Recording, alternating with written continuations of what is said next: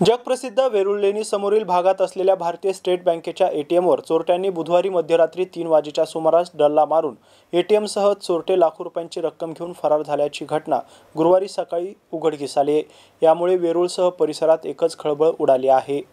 याबाबत अधिक माहिती अशी की वेरूळ येथे भारतीय स्टेट बँकेचे एटीएम वेरूळ लेणीच्या समोरील भागात असलेल्या कैलास हॉटेलच्या बाजूला आहे। मात्र बुधवारी रात्री 3 वाजेच्या सुमारास चोरट्यांनी 16,07,100 रुपयांसह एटीएम मशीन फोडून ते फरार झाल्याची घटना उघडकीस आल्याने खुलताबाद पोलिसांसमोर मोठे आव्हान निर्माण झाले असून कायदा आणि सुव्यवस्थेवर देखील प्रश्नचिन्ह निर्माण झाले आहे। ही घटना गुरुवारी 11 सप्टेंबर रोजी उघडकीस आल्यानंतर खुलताबाद पोलीस ठाण्यासह श्वान पथक, फॉरेन्सिक डिपार्टमेंट आणि स्थानिक पोलीस प्रशासनाचे अधिकारी तसेच कर्मचारी दिवसभर वेरूळ लेणी, घृष्णेश्वर मंदिर आणि गाव परिसरामध्ये असलेल्या सीसीटीव्ही कॅमेऱ्यांची चौकशी तसेच शोध घेण्यासाठी परिसरात दिसून येत होते। या घटनेमुळे एकच खळबळ उडाली असून चोरट्यांचा तपास करावा अशी मागणी स्थानिकांतून होत आहे। रमेश माळी, एमसीएन न्यूज, वेरूळ, खुलताबाद।